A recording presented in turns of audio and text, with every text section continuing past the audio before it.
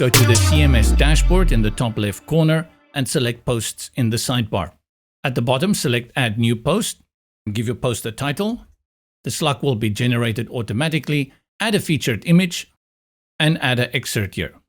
You'll notice that you have styling and editing options here within the excerpt, but it is advisable that you keep this short and only an excerpt and don't do any additional formatting here, except maybe from a bold or an italic or underline.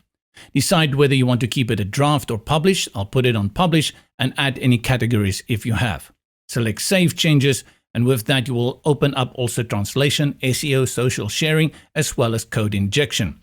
Next to the update in the bottom, select Edit, and this takes us into the actual post. How the posts within the Builder work is that the content is created within the Builder. You can select Start Building Your Page, create your own, but also look under Kit 1. We have a category here called Block with many nice pre-made blocks specifically for posts. Select, bring it in, and change out the content. To bring in dynamic content like you would for a post title and a post excerpt, that is done with dynamic elements and global blocks.